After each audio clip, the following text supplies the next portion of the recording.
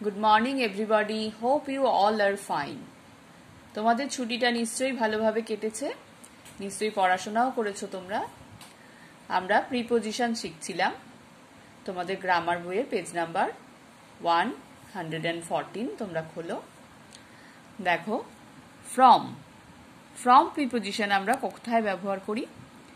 Direction অর্থাৎ কোনো দিক বোঝাতে। উদাহরণ দেখো, the girl Returns from school, মেয়েটা স্কুল থেকে ফিরছে। কোথা থেকে ফিরছে? স্কুল থেকে।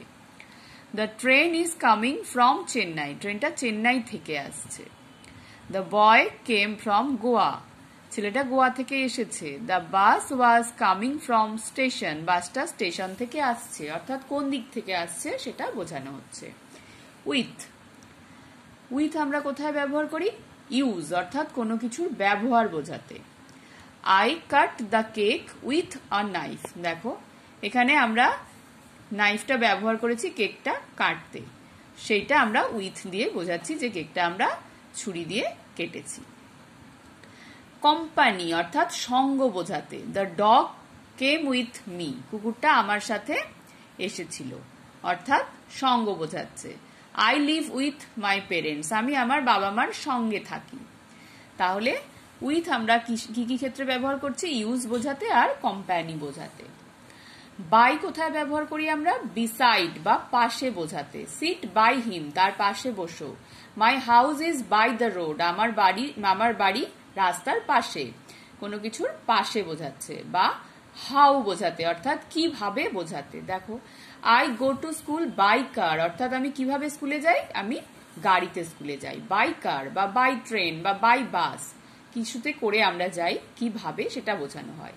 Dipak went to Durgapur by train, দেখো এখানে আমরা বাই ট্রেন ব্যবহার করছি।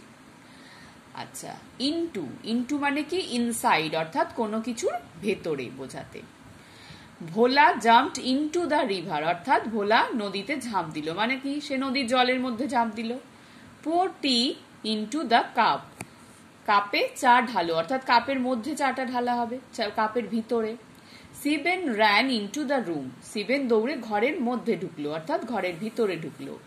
এইভাবে আমরা ইনসাইড বা ভেতরে বোঝাতে ইনটু ব্যবহার করি।